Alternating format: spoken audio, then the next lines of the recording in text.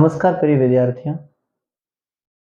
पिछले एपिसोड में हमने पढ़ा था कि मौलिक अधिकार वर्तमान में कितने हैं और संपत्ति के मौलिक अधिकार को किस प्रकार हटाया गया और क्या मौलिक अधिकार की परिभाषा है। हमने ये पढ़ा था कि संविधान के भाग 3 में और इसके साथ ही संविधान के अनुच्छेद 12 से लगाकर 35 तक मौलिक अधिकारों का क्या किया गया है, वर्णन किया गया है। तो आज हम उन्हीं मौलिक अधिकारों में पहले बात करेंगे समानता का अधिकार। समानता का अधिकार। अब देखिएगा साथियों, समानता के अधिकार से पहले हम दो आर्टिकलों का जिक्र करते हैं। एक हमारे संविधान में अनुच्छेद आता है 12, अनुच्छेद 12। अनुच्छेद 12 में क्या दे रखा है? राज्य की परिभाषा दे रखी है। किसकी परिभाषा दे रखी है? राज्य की परिभाषा। यहाँ राज्य का मतलब संघ है, देश है। यहाँ राज्य का मतलब क्या है? देश। राज्य में कौन कौन सम्मिलित होंगे। और इसी के साथ ही मैं जिस समय नीति निर्देशक तत्व पढ़ाऊंगा उस समय भी आपको बताऊंगा आर्टिकल 36 में भी क्या दे रखा है, राज्य की परिभाषा दे रखी है। क्या दोनों में परिभाषा अलग है? जी नहीं, राज्य की परिभाषा इसी में दे रखी है, लेकिन अनुच्छेद 36 में कहा गया है कि जो अनुच्छेद 12 में लिखी गई वही राज्य की परिभाषा है। और इसी के साथ ही एक अनुच्छेद है 13। कौन सा है? अनुच्छेद 13। अनुच्छेद 13 क्या करता है? संविधान को अल्पीकरण की शक्ति देता है, न्यायपालिका को। कैसे देता है अल्पीकरण की शक्ति? कि अगर सरकार कोई भी कानून बनाती है, अगर वो कानून सही है या मौलिक अधिकारों का उल्लंघन कर रहा है या वो देश की जनता के हित में नहीं है या वो कानून देश के संविधान के अनुरूप नहीं है, तो इसमें आर्टिकल 13 के तहत सुप्रीम कोर्ट को, मतलब अपने सर्वोच्च न्यायालय, न्यायपालिका को क्या क्या स्वतंत्रताएं दे रखा है। एक तो है कि अगर नियम वो होना चाहिए लेकिन अभी उसका क्या नहीं आया, समय नहीं है, तो उस नियम को आने वाले समय तक क्या कर लेगा? स्थगित कर लेगा। नंबर 2, दूसरा लिखा गया है कि अगर मान लो कानून बनाया है और कानून के कुछ एक पार्ट सही है, भाग सही है और कुछ एक गलत है, तो जो पार्ट गलत होंगे, मतलब योग्य नहीं होंगे, उनको क्या कर देगा? निरस्त कर लेगा। और नंबर 3, तीसरे में यह लिखा हुआ है, अगर जो कानून बनाया गया है सरकार के द्वारा और वो सारा का सारा कानून ही अगर असंवैधानिक तरीके से बनाया गया है, तो उस पूरे कानून को भी वो क्या कर सकती है? निरस्त कर सकती है। ये आर्टिकल 13 में लिखा गया है। किसके लिए? सुप्रीम कोर्ट के पास ये, मतलब न्यायपालिका के पास ये शक्ति है। भारतीय संविधान का अमूमन सबसे महत्वपूर्ण अनुच्छेद बात करें तो आर्टिकल 13 ही है। कौन सा अनुच्छेद है? अनुच्छेद 13। साथियों, एक अनुच्छेद है अपना 21, जिसका जिक्र हम आगे करेंगे। अब देखिएगा, ये तो हो गया। अब आपको प्रश्न पूछेंगे, पहला यहीं से प्रश्न शुरू हो जाता है, समानता का अधिकार। समानता का अधिकार कहां से कहां तक है साथियों? 14 से लगाकर 18। अनुच्छेद 14 से लगाकर 18। कितने अनुच्छेद है समानता के अधिकार में? तो 14, 15, 16, 17 और 18। कितने हो गए? 5। कितने हो गए? 5। कभी कभार सीधा प्रश्न पूछा जाता है, समानता के अधिकार में कितने अनुच्छेदों, समानता का अधिकार कितना अनुच्छेदों वर्णित है? तो 5 अनुच्छेदों में। ठीक है, अब देखिएगा अगला। अब क्या लिखा है अनुच्छेद 14 में? देखिए साथियों, अनुच्छेद 14, अनुच्छेद 14 क्या लिखा गया? अनुच्छेद 14 में, अनुच्छेद 14 में लिखा गया है, कानून के समक्ष समानता। कानून के समक्ष समानता, दो बातें लिखी गई। और दूसरा लिखा गया है, कानून का समान संरक्षण।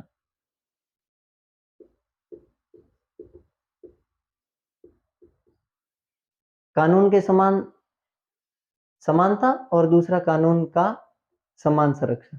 अब देखिएगा, समानता का मतलब क्या है? यहाँ कानून के समक्ष समानता का मतलब क्या है?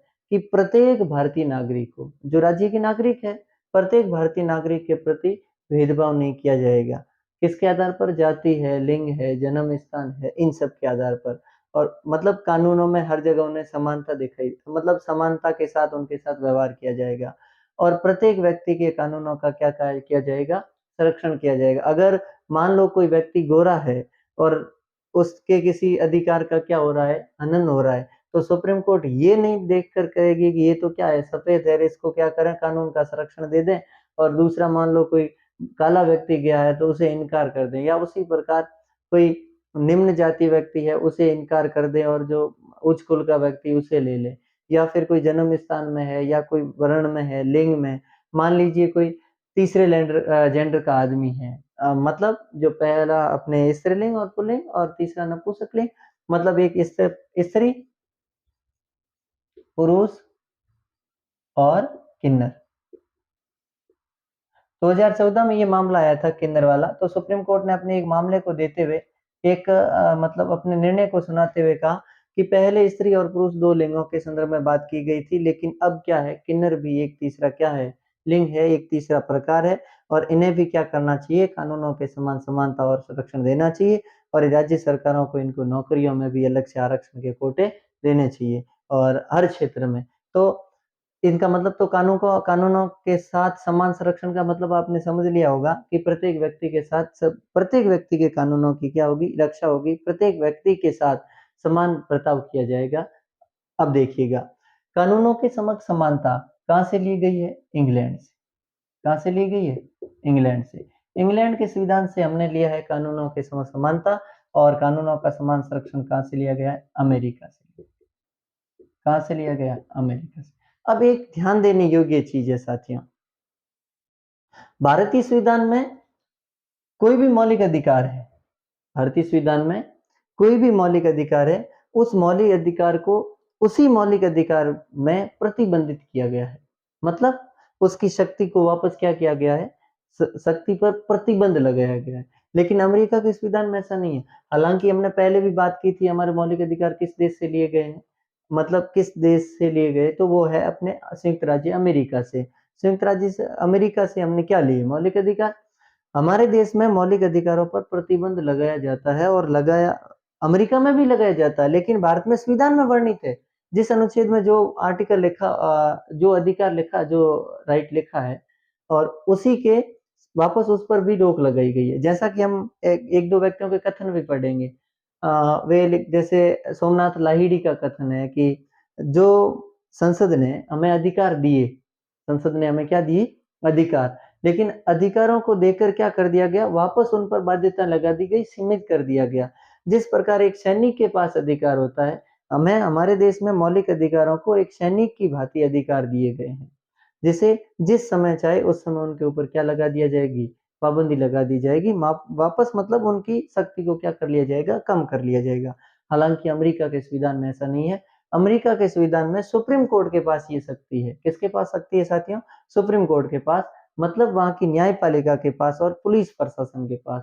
तो न्यायपालिका में ये बताया गया है कि जिस समय पुलिस प्रशासन को लगे कि किसी भी मौलिक अधिकार के ऊपर क्या करना है, प्रतिबंध लगाना है या उसकी शक्ति को कम करना है, तो वो ऐसा कर सकती है। इस मामले में दोनों बराबर है, लेकिन भारत में इनके ऊपर प्रतिबंध लिखा गया है संविधान के अंदर, अमेरिका में ऐसा नहीं हुआ है। अब है साथियों अनुच्छेद 14 हो गया। अब आपका है अनुच्छेद 15। अनुच्छेद 15, अनुच्छेद 15 क्या है, अनुच्छेद 15 में 5 चीजों का जिक्र किया गया है, जन्म स्थान, वर्ण, लिंग, जाति आदि के आधार पर भेदभाव नहीं, आदि के आधार पर भेदभाव नहीं, ठीक है। और इसी के साथ ही प्रत्येक व्यक्ति को होटलों,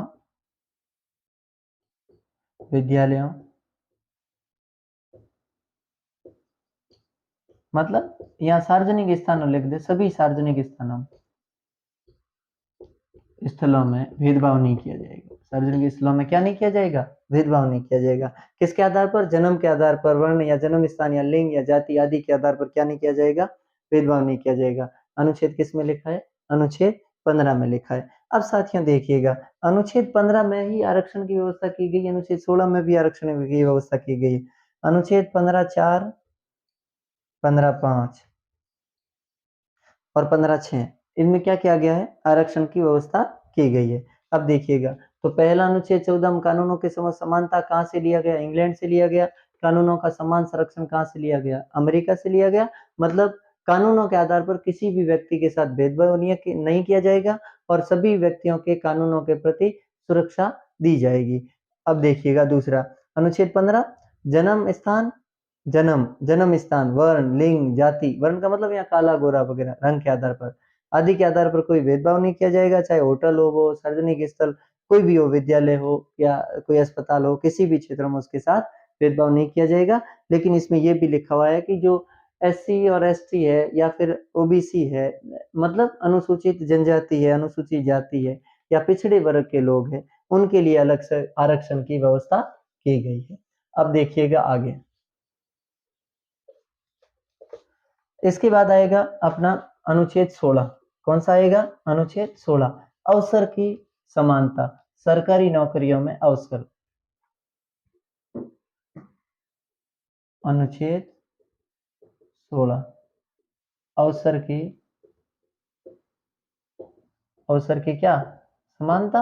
अब देखिएगा, अवसर की समानता अनुच्छेद 16 में लिखा है। अवसर मतलब यहाँ नौकरियों के संदर्भ में बात की जा रही, सरकारी नौकरियों के संदर्भ में। कैसी नौकरियां? सरकारी नौकरियों के संदर्भ, सभी व्यक्तियों को सरकारी नौकरी पाने का क्या है? अधिकार है। लेकिन इसमें लिखा है कि सभी योग्य व्यक्तियों, सभी योग्य व्यक्तियों को। अब मान लो कोई पागल जाकर कह दे कि भाई हमने क्या क्या, आर्टिकल 16 में लिखा हुआ है कि क्या है कि अवसर की समानता है, सभी व्यक्तियों को है, तो हमें भी क्या कर लो, सरकारी नौकरी दे दो। लेकिन ऐसा तो हो नहीं सकता। लेकिन उसमें लिखा गया है क्या? योग्य व्यक्तियों को, जो सरकार जिसे योग्य चाहे, मतलब जो नियम कार्यविधि को पास करके आगे जाता है, परीक्षा को उत्तीर्ण करके आगे जाता है, उन सभी व्यक्तियों को क्या किया जाएगा? नौकरियां दी जाएगी। हालांकि लिंग के आधार पर या वर्ण के आधार पर या जन्म स्थान के आधार या धर्म के आधार पर उनके साथ क्या नहीं किया जाएगा? भेदभाव नहीं किया जाएगा। अब और देखिएगा साथियों, आर्टिकल इसमें भी 4, 16, 16(5) और 16(6), आपको पता होगा आरक्षण दिया गया है। क्या दिया गया है? आरक्षण दिया गया है। किसमें आरक्षण दिया गया है? आपको पता होगा। मैं यहाँ बात कर रहा हूँ एससी, एसटी, ओबीसी और अपने जनरल, ईडब्ल्यूएस लिख देते हैं, ईडब्ल्यूएस। ठीक है। एससी को कितना आरक्षण दे रखा है? एससी को दे रखा है साथियों, वो दे रखा है आपने, ओबीसी को है 27%, ईडब्ल्यूएस को कितना है? 10%। ठीक है। और इनको दे रखा है 7.5%। कितने प्रतिशत? 7.5%। और इनको दे रखा है 15%। अब देख लीजिएगा, सुप्रीम कोर्ट ने 1994 के बाद, इंदिरा साहनी विवाद में सुप्रीम कोर्ट ने क्या कहा था कि आरक्षण कितना नहीं होना चाहिए? 50 से ज्यादा नहीं होना चाहिए। कितना नहीं होना चाहिए? 50 प्लस नहीं होना चाहिए। लेकिन जो ईडब्ल्यूएस के आधार पर 10% बढ़ाया तो आरक्षण क्या हो गया? 50 से ज्यादा हो गया। ठीक है। तो इसीलिए सरकार ने क्या किया? संशोधन किया। पहले यहाँ केवल और केवल सामाजिक व शैक्षणिक के आधार पर आरक्षण के बारे में पहले केवल और केवल सामाजिक और शैक्षणिक के आधार पर मतलब आरक्षण की बात की गई थी। लेकिन याद रखना साथियों, 103वां संविधान संशोधन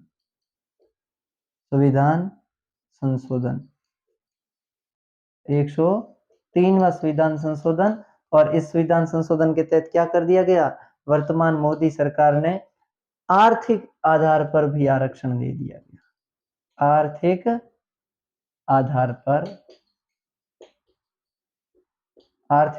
पर भी आरक्षण।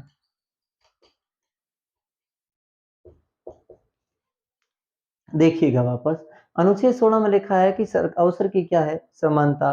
किसमें? सरकारी नौकरियों में। और कैसे व्यक्ति? सभी योग्य व्यक्तियों को, जो व्यक्ति है। लेकिन जो विशेष वर्ग के व्यक्ति है, जैसे एससी, एसटी है, ओबीसी है, जो पिछड़ी जातियां है, अनुसूचित जाति, अनुसूचित जनजाति है, वे सभी, और जो आर्थिक स्थिति पर आधार पर क्या है? कमजोर है, उनको राज्य सरकार या केंद्रीय सरकार आरक्षण देकर क्या करेगी? जो आरक्षण तय करेगी, उनके आधार पर उन सभी को निश्चित कोटे के आधार पर क्या मिलेगी? अवसर की समानता। ये देकर हम ये नहीं कह सकते, या इसे देकर हम ये नहीं कह सकते कि सभी व्यक्तियों के साथ क्या हो रहा है? भेदभाव। अमूमन आपने देखा होगा कि कोई व्यक्ति 600 में से अगर जिसके 400 प्लस नंबर आए हैं, जनरल का है या ओबीसी का है, तो वो भी पीछे रह जाता है। और अगर किसी के 600 में से 200 नंबर आते हैं, वो भी क्या हो जाता है? ड्यूटी ज्वाइन कर लेता है। इन सब का मैटर किसी कौन से अनुच्छेद में, ये सारा का सारा मामला आरक्षण वाला आर्टिकल 16 में है। ठीक है साथियों, ये मैंने मतलब यहाँ आपको केवल समझाने के लिए दिखाया था कि किस प्रकार ये आरक्षण चलता है अपने। अब देखो साथियों,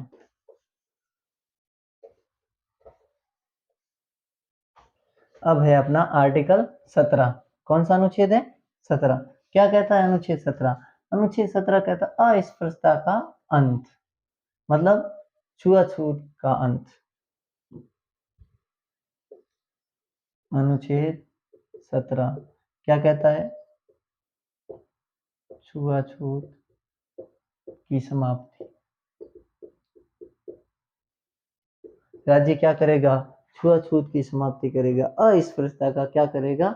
अंत करेगा। भेदभाव, जैसे कि साथियों आपको पता होगा पुराने जमाने में जिस समय अपना देश आजाद नहीं हुआ था, उस समय आपने देखा होगा डॉक्टर बी.आर. अम्बेडकर के बारे में सुना होगा।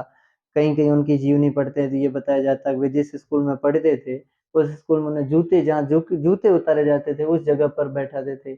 आज भी बहुत सारे ग्रामीण इलाकों में ये भेदभाव आज भी हो रहा है कि कोई SC ST या अदर कोई कास्ट का व्यक्ति है तो उन्हें बराबर अपनी जगह पर नहीं बैठाते। हालांकि जो जो सपने देखे थे डॉक्टर बी.आर. अम्बेडकर ने कि बिल्कुल छुआछूत मुक्त भारत है या जाति शुद्ध शब्द से किसी, आपको पता होगा आज भी बहुत सारे मामले हमारे सामने ऐसे आते हैं कि कभी कभार पुलिस में FIR दर्ज उस नाम से होती है कि किसी ने जाति शुद्ध से क्या कर दिया, किसी व्यक्ति को अपमानित कर दिया है। तो छुआछूत की समाप्ति या अस्पृश्यता का अंत वो कौन से अनुच्छेद में है? अनुच्छेद 17 में है। बहुत ही महत्वपूर्ण है, बहुत बार परीक्षा में ये प्रश्न पूछा जाता है, प्रतियोगी परीक्षाओं में भी पूछा जाता है और बोर्ड में भी पूछा जाता है। 1955 में ये एक अधिनियम बनाया था अस्पृश्यता विरोध निरोध मतलब निषेध अधिनियम। इस अधिनियम को और आगे बढ़ा मतलब मजबूत करने के लिए 1976 में इसे क्या किया गया था? संशोधन किया गया इंदिरा गांधी की सरकार में, अनुसूचित जाति एवं जनजाति अधिनियम के नाम करके, और इसे 1989 में और मजबूत किया था, जो आज तक का सबसे कठोर कानून है। कौन सा? छुआछूत के मामले में। तो इनमें 3 बार संशोधन भी किया जा चुका है।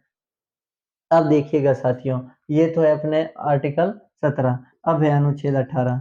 अनुच्छेद 18 क्या है साथियों? अनुच्छेद 18, अनुच्छेद 18 है उपाधियों का अंत। उपाधियों का अंत।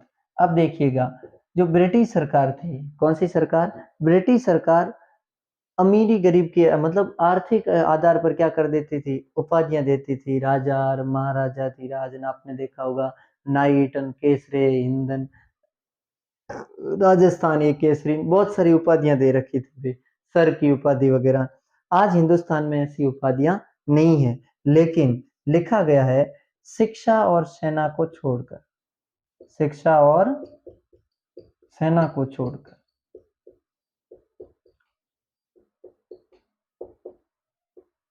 शिक्षा और सेना में उपाधियां दी जा सकती है, शिक्षा और सेना को छोड़कर किसी भी क्षेत्र में क्या नहीं दी जाएगी? उपाधियां नहीं दी जाएगी। और यहाँ तक कि इससे भी ज्यादा, अगर कोई भी व्यक्ति या किसी भी व्यक्ति को विदेश कोई उपाधि दे रहा है और अगर उस व्यक्ति को विदेश की उपाधि लेने के लिए किससे सलाह लेनी पड़ेगी या पहले किससे पूछना पड़ेगा? राष्ट्रपति जी से। अगर देश के राष्ट्रपति उसके लिए यस करते हैं तो वो क्या व्यक्ति कर सकता है? विदेशी उपाधि धारण कर सकता है। अगर राष्ट्रपति को बिना पूछे कोई भी व्यक्ति कोई विदेशी उपाधि धारण करता है तो उसके ऊपर क्या होती है? कानूनी कार्रवाई, और हो सकता है कि उसकी नागरिकता को भी क्या कर दिया जाए? रद्द कर दिया जाए। नंबर 3, आपको पता होगा साथियों 1950 में ही इस मामले के संदर्भ में इस अनुच्छेद के लिए विरोध पैदा हो गया। क्यों हो गया? आपको पता होगा हमारे देश में जैसे भारत रत्न है, पुरस्कार है भारत रत्न, पद्म विभूषण, पद्म विभूषण है, पद्म भूषण है, पद्म श्री है, मैं यहाँ लिख रहा हूँ ये आप समझ है ना।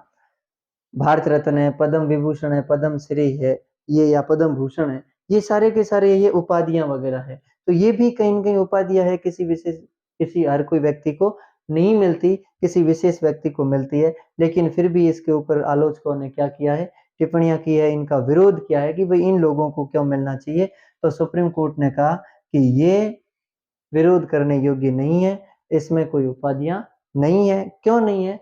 क्योंकि ये किसी विशेष योग्य जनों को उपाधियां मिलती है। क्यों? क्योंकि ये इन इन लोगों ने किसी न किसी विशेष क्षेत्र में क्या किया है, कार्य किया है, इसलिए इन उपाधियों पर अंत नहीं होगा या इन उपाधियों पर पाबंदी नहीं लगेगी। वापस देख लीजिएगा साथियों, आर्टिकल 18 अनुच्छेद 18 में उपाधियों का क्या किया गया, अंत, जिसमें शिक्षा और सेना को छोड़कर बाकी सभी उपाधियों का अंत होगा।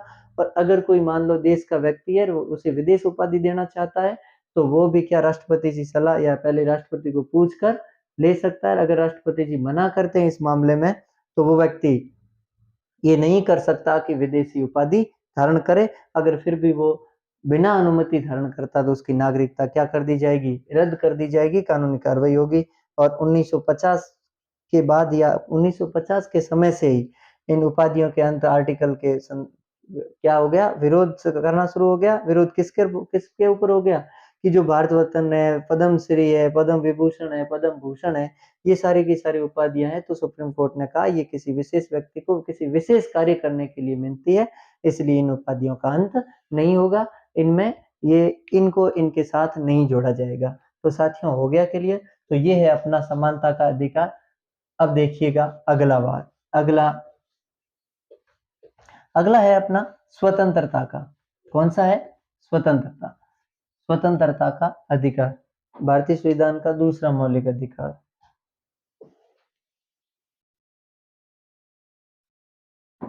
स्वतंत्रता का अधिकार,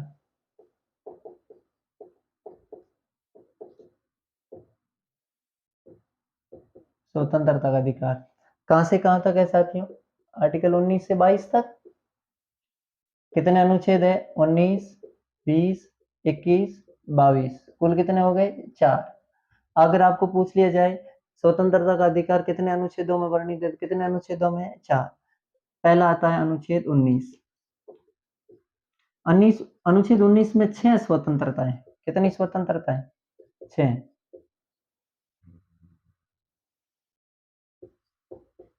6 स्वतंत्रता है। अब देखिएगा साथियों, 6 स्वतंत्रताएं कौन कौन सी है? क्या मूल संविधान में 6 थी? नहीं, मूल संविधान में 7 थी। मूल संविधान में कितनी थी? मूल संविधान में 7। मूल संविधान में कितनी थी? 7। तो कहां गई 7वीं? तो साथियों एक जो उस समय जो छठी थी, कौन सी थी? संपत्ति की स्वतंत्रता।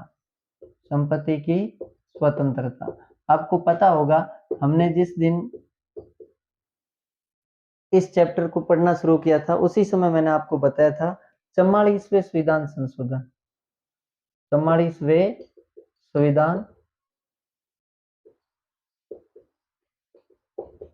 संशोधन, 44वें संविधान संशोधन कब? 1978 में। क्या कर दिया गया? संपत्ति की स्वतंत्रता को निरस्त कर दिया गया, हटा दिया गया।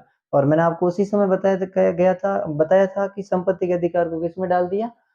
301 में। और कौन सा अधिकार बताया गया? कानूनी अधिकार। और यहां से संपत्ति की स्वतंत्रता क्या कर दिया गया? हटा दिया गया। अब देखिएगा साथियों, अब कितनी है यहाँ स्वतंत्रताएं? तो 6 हैं। कौन कौन सी? सबसे पहली स्वतंत्रता विचार और अभिव्यक्ति। विचार और अभिव्यक्ति। आपको पता होगा जिस समय हमने अभिव्यक्ति प्रस्तावना पढ़ी थी, अगर कोई व्यक्ति ये पहली बार वीडियो देख रहा है तो उनसे मेरा अनुरोध रहेगा कि वे मेरे पिछले वीडियो भी देखें। क्योंकि आपको पता होगा जिस समय हमें प्रस्तावना की बात कर रहे थे हम, तो उस समय मैंने आपको बताया था प्रस्तावना में भी स्वतंत्रताएं दे रखी है, समानताएं दे रखी है, उसमें विचार और अभिव्यक्ति की स्वतंत्रता उसमें भी थी। ठीक है। तो कभी कभार प्रश्न पूछा जा सकता है कि कौन सी स्वतंत्रता किस में दे रखी है, कौन सी दोनों में दे रखी? तो मौलिक अधिकार अभिव्यक्ति की बात, उसमें विचार और अभिव्यक्ति की बात थी, धर्म उपासना आदि की बात की गई है उसमें भी। अब देखिए यहाँ विचार और अभिव्यक्ति की स्वतंत्रता, ठीक है। दूसरी है सम्मेलन की। किसकी? मतलब शस्त्र रहित सम्मेलन। शस्त्र रहित सम्मेलन, सम्मेलन करने की। लेकिन याद रखना, शस्त्र रहित सम्मेलन करने की बात की गई, लेकिन सिखों को शस्त्र रखने की छूट दी गई है, कटार रखने की छूट दी गई है। अपवाद है तीसरा। तीसरा साथ में देख लीजिएगा साथियों, वो है संघ बनाने की। क्या बनाने की? संघ बनाने की। ठीक है। चौथा है घूमने की,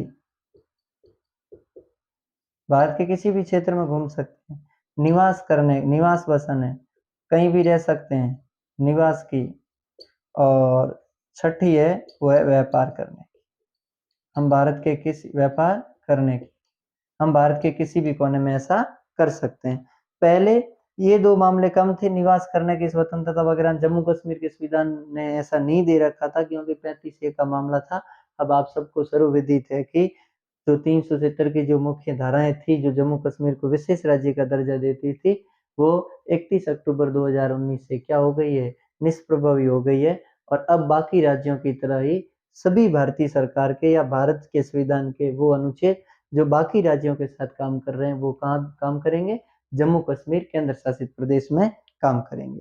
तो ये इसी के साथियों साथियों आपको पता होगा जो मीडिया है अपना, मीडिया अपने विचार और अभिव्यक्ति जारी करता है, वो विचार और अभिव्यक्ति की स्वतंत्रता के माध्यम से ही करता है। और यही जैसे मान लो देखिए साथियों कि व्यक्तियों को नींद लेने का अधिकार वगैरह है वो भी इसी यहीं से है, इसी स्वतंत्रता से संबंधित है कि कोई भी व्यक्ति है, सामान्य व्यक्ति रात को नींद ले सकता है या जो भी कर सकता है। लेकिन विशेष तौर से ध्यान रखने योग्य ये बात है कि अगर मान लो कोई सेना के जवान है उनके लिए मतलब इन स्वतंत्रताओं पर थोड़ी सी क्या लगाई गई है, रोक लगाई गई है। क्यों लगाई गई है वो उसके देखिए साथियों, अगर मान लो कि कोई एक सामान्य नागरिक अगर रात को सो रहा है तो कोई बात नहीं इतने विशेष, और अगर मान लो एक सैनिक है, सेना पर अपनी सीमा पर तैनात किया गया और सारे सैनिक सो जाए तो क्या ये देश के लिए अच्छा होगा? ऐसा कभी नहीं होगा। हो सकता है वो 1 मिनट के लिए या 1 घंटे के लिए अपने पलकों को झपकाए या नींद ले ले, जब तक तो पाकिस्तान क्या है, खार खाए बैठा है हमारे चारों ओर, उधर चीन बैठा है, पाकिस्तान बैठा है। कहीं न कहीं बाकी वालों के कहने पर मतलब धीरे-धीरे नेपाल भी भारत का शत्रु बनता जा रहा है। हालाँकि ऐसा नहीं है लेकिन फिर भी नेपाल भी ज़्यादा झुकाव किसकी ओर है? चीन की ओर। तो शत्रु चारों ओर बैठे हैं। ऐसे कि 2 व्यक्ति झगड़ते हैं, तीसरा फ़ायदा उठा रहा है। तो सारे के सारे अपने फ़ायदे के लिए बैठे। अब साथियों देखिएगा अगला, अब है अनुच्छेद 20। अनुच्छेद 20 भारतीय संविधान का ऐसा अनुच्छेद है जो कोई कैदी व्यक्ति होता है ना, गिरफ्तार किया गया जो जेल में बैठा है, उसको भी या कोई किसी व्यक्ति ने गुनाह किया है उसको भी क्या कर रहा है, आजादी दे रहा है, स्वतंत्रताएं दे रहा है। अनुच्छेद 20, अनुच्छेद 20 में 3 बातें लिखी गई साथियों। कितनी बातें? 3 बातें। पहली बात मतलब हम लिख रहे हैं, पहली बात लिखी गई है, अगर कोई भी व्यक्ति, इसके लिए समझिए साथियों, अगर कोई व्यक्ति है, कल्पना कीजिए कि मैंने किसी के क्षेत्र में अपराध किया है, क्या किया है? अपराध। तो जिस समय मैंने अपराध किया, उस समय का अपराध मैं खुद इसके प्रति गवाह नहीं दे सकता कि हाँ मैंने ये अपराध किया। पुलिस जब तक साक्ष्य कोर्ट के सामने मतलब न्यायालय के सामने या न्यायाधीश के सामने पेश नहीं करेगी, तब तक न्यायालय नहीं मानेगा। अर्थात मेरा कहने का मतलब है कि अपराधी स्वयं अपने विरुद्ध गवाही नहीं दे सकता। आपको पता होगा कभी-कभार पुलिस या फिर अपराधी भय के कारण अपराध नहीं करने के बावजूद भी बचने के लिए क्या कर लेता है, अपराध स्वीकार कर लेता है। तो कोई भी व्यक्ति स्वयं के विरुद्ध अपनी गवाही नहीं दे सकता। दूसरा, मैंने मान लो किसी व्यक्ति के साथ धोखाधड़ी का काम किया या धोखाधड़ी का मामला है, मेरे ऊपर धोखाधड़ी का कोई मामला दर्ज हुआ है और मुझे कोर्ट में पेश किया है, और मान लो कि जिस समय मैंने धोखाधड़ी का जो कार्य किया, उस समय जो नियम थे या मेरे ऊपर एफआईआर दर्ज हुई, उस समय जो बातें लिखी गई थी हमारे नियमों में, तो मेरे ऊपर वही बातें लागू होगी, ना कि आगे होने वाले संशोधन के द्वारा नया। मान लीजिए कि मैंने किसी व्यक्ति को क्या कर दिया है, किसी व्यक्ति का मतलब मर्डर कर दिया है। मेरे द्वारा मान यहाँ अपन क्या कर रहे हैं, कल्पना कर रहे हैं।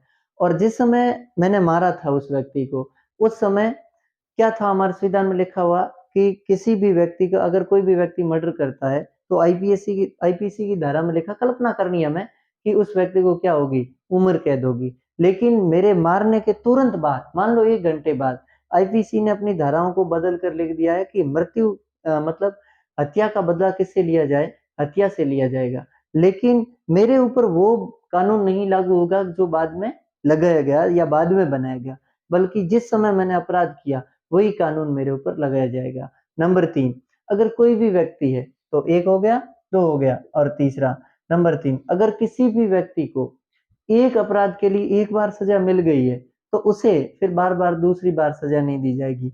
उदाहरण के लिए मान लो कि किसी कोई एक्स नाम करके व्यक्ति है, क्या नाम है? एक्स नाम करके व्यक्ति है और उसने क्या कर दिया, उसने मान लो चोरी कर दी, क्या कर दी, चोरी। और उसने चोरी कर दी तो चोरी के मामले में उसे एक बार क्या कर लिया गया, जेल में ले जाया गया या पुलिस कस्टडी में ले गए, पुलिस आगे कोर्ट के सामने पेश कर दिया, कोर्ट उसे क्या कर देता है, बरी कर देता है, छोड़ देता है, या वो अपनी सजा भुगत कर क्या आ जाता है, वापस आ जाता। उसके बाद उसी अपराध पर पुलिस उसके ऊपर कार्रवाई नहीं कर सकती या कोई न्यायालय उनके ऊपर कोई केस नहीं चला सकता। ठीक है, तो ये है किसी अपराधियों को भी सुरक्षा दी गई। तो नंबर एक, स्वयं के विरुद्ध गवाही नहीं दे सकता, स्वयं के विरुद्ध गवाही नहीं दे सकता। दूसरा, एक सजा, एक अपराध के लिए एक सजा, एक अपराध के लिए एक सजा। और तीसरा है अपना, वो है स्वयं के विरुद्ध गवाही नहीं हो गया, और एक है अपराध के लिए एक सजा, और तीसरा है जिसमें अपराध किया उसे उसी समय की, उसी समय के नियमों के तहत सजा होगी।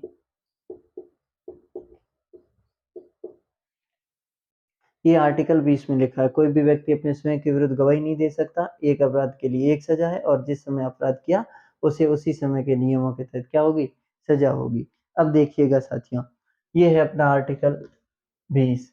अब आता है आर्टिकल 21। आर्टिकल 21 क्या करता है, जीवन जीने की स्वतंत्रता देता है। किसकी स्वतंत्रता देता है, जीवन जीने की। अनुच्छेद 21, जीवन जीने की स्वतंत्रता, जीवन जीने की स्वतंत्रता, जीवन जीने की स्वतंत्रता में आवास की स्वतंत्रता भी है। सुप्रीम कोर्ट ने यह भी कहा है कि प्रत्येक व्यक्ति को छत देने का काम भी किसका होगा, सरकार का होगा, छत।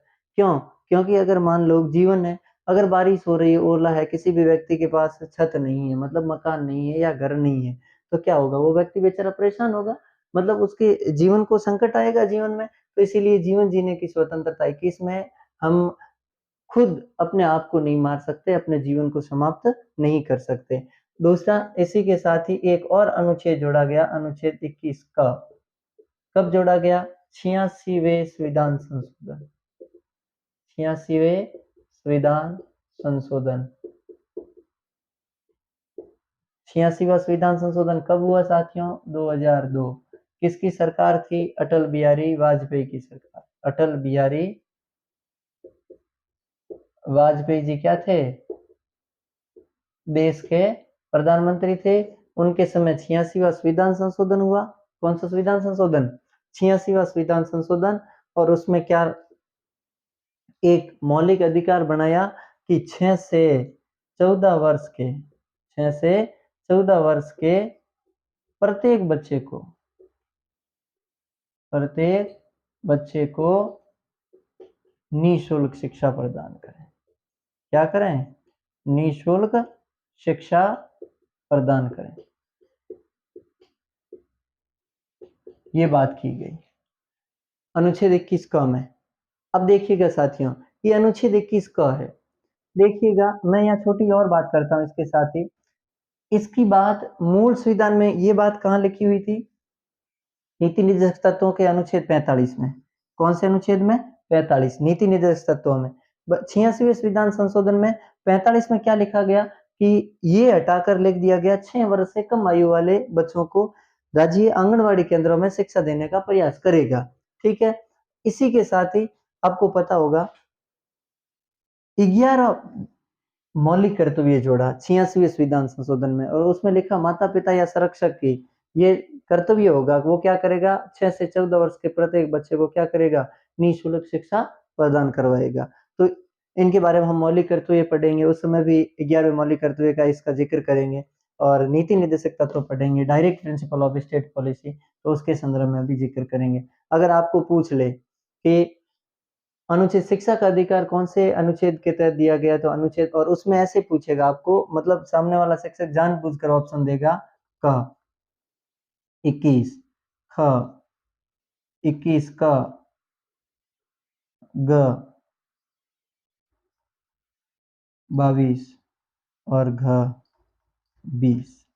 तो उसमें सही कौन सा होगा? शिक्षा का मौलिक अधिकार किस में दिया गया है? अनुच्छेद 21 क में दिया गया है। किस में दिया गया? अनुच्छेद 21 क। अब देखिएगा साथियों, अब एक चीज है, वो है अपना इसका स्वतंत्रता का अधिकार का अंतिम अनुच्छेद। कौन सा अनुच्छेद? अनुच्छेद 22। क्या है अनुच्छेद 22? देखिएगा, अनुच्छेद 22 भी बंदी के लिए ही है। अनुच्छेद 22 क्या लिखा अनुच्छेद 22 में? ध्यान रखना साथियों, अगर पुलिस किसी भी व्यक्ति को क्या करती है? गिरफ्तार करती है, तो उसे 24 घंटों के भीतर भीतर किसी कोर्ट या न्यायालय के सामने पेश करेगी। अगर मान लीजिए इसमें, इस समय में अगर पुलिस किसी न्यायालय में उस व्यक्ति को 24 घंटों के भीतर पेश नहीं करती है और उस व्यक्ति की क्या हो जाती है? मृत्यु हो जाती है किसी कारणवश, तो वो सारी की सारी जिम्मेदारी किसके ऊपर आएगी? पुलिस के ऊपर आएगी। पुलिस के ऊपर कानूनी कार्रवाई होगी। और ऐसे बहुत सारे उदाहरण देखने को मिले, जैसे कि बालोतरा में हुआ है ऐसा ही कि 24 घंटों से पहले किसी पुलिस कस्टडी में किसी व्यक्ति की मौत हो गई, जिसके कारण पूरे थाने को लाइन हाजिर किया गया, मतलब थानेदार और सिपाहियों को। बालेसर वाला मामला है, यहाँ पर भी ऐसा कैसा हुआ। तो इसमें अनुच्छेद 22 में क्या लिखा है कि किसी भी पुलिस किसी भी गिरफ्तार किए गए व्यक्ति को 24 घंटों के भीतर क्या करेगी? किसी कानूनी अधिकारी, किसी न्यायालय या किसी न्यायाधीश के सामने, किसी अधिकारी के सामने, कानूनी अधिकारी के सामने क्या करेगी? पेश करेगी। और इसमें ये 24 घंटों में ये ध्यान रखना है साथियों कि जो रास्ते का समय है वो साथ में नहीं गिना जाएगा। ठीक है। नंबर 2, अनुच्छेद 22(4), अगर किसी व्यक्ति को निवारक नजरबंदी के तहत गिरफ्तार किया गया है, निवारक नजरबंदी, कौन सी नजरबंदी? निवारक नजरबंदी। अगर किसी भी व्यक्ति को निवारक नजरबंदी के तहत गिरफ्तार किया गया है, तो उसे 24 घंटों के अंदर पुलिस को उस व्यक्ति को किसी न्यायालय में पेश नहीं करना पड़ेगा, ऐसा मामला नहीं है। निवारक नजरबंदी का मतलब समाज के कुछ ऐसे लोग, मतलब जिन्हें असामाजिक तत्व भी कह सकते हैं, लेकिन निवारक नजरबंदी का मतलब खूब बार मतलब उचित प्रयोग नहीं हुआ। जैसे 1976 में जिस समय इंदिरा गांधी की सरकार थी, राष्ट्रीय आपात लगा हुआ था, उस समय भी इसका निवारक नजरबंदी के नाम पर बहुत सारे व्यक्तियों के अधिकारों को छीन लिया गया, इनका दुरुपयोग किया गया। पुलिस आज भी इनका बहुत दुरुपयोग करती है। तो निवारक नजरबंदी के तहत आज भी विरोध चलता है कहीं न कहीं। तो निवारक नजरबंदी क्या है? निवारक नजर, अगर किसी भी व्यक्ति को शक की दृष्टि से, मतलब ये कुछ अनहोनी घटना कर सकता है जिसके ऊपर कोई मतलब शक होने का दावा किया जा सकता हो कि ये ऐसा-ऐसा काम करेगा। मान लो कभी-कभार क्या होता है कि कोई नेता आता है, किसी पार्टी के दल के सदस्य आते हैं, तो कोई लोग काले झंडे दिखाते हैं या कोई ऐसे जिनके ऊपर शक होता है पुलिस को कि ये क्या कर सकते हैं, अशांति पैदा कर सकते हैं, तो उन्हें उनके आने से पहले क्या कर दिया जाता है? गिरफ्तार कर लिया जाता है और थाने में बैठा दिया जाता है। तो ये है अपनी निवारक नज़रबंदी। लेकिन ध्यान रखिएगा, किसी भी व्यक्ति को 3 महीनों से ज़्यादा निवारक नज़रबंदी के तहत अंदर नहीं किया जा सकता। उसके बाद एक कमेटी बैठेगी, कमेटी अगर रिपोर्ट देगी तो ज़्यादा से ज़्यादा इसे 1 वर्ष तक बढ़ाया जा सकता है, इससे ज़्यादा नहीं किया जा सकता। लेकिन इसमें ये नहीं लिखा गया है कि 1 वर्ष के बाद अगर किसी व्यक्ति को वापस लाना हो, तो पुलिस को वापस वही प्रक्रिया अपनानी पड़ेगी जो पहले अपनाई थी। तो पुलिस 1 वर्ष से पहले छोड़कर भी इसका दुरुपयोग कर सकती है, उसे वापस शक के दायरे में लाकर अंदर कर सकती है। तो इस प्रकार साथियों हमने आज 2 मौलिक अधिकार पढ़े, एक अपना समानता का अधिकार और दूसरा स्वतंत्रता का अधिकार। और मुझे विश्वास है कि आपको ठीक अच्छी तरीके से समझ में आया होगा। और अगर कोई भी और अपने अगर कोई सुझाव है, विचार है, अगर आप देना चाहते हैं तो कमेंट बॉक्स में ज़रूर कमेंट करिएगा। और अगर चैनल को, आपको अगर पढ़ाई अच्छी लग रही है तो चैनल को सब्सक्राइब करें, लाइक करें और शेयर करें। धन्यवाद।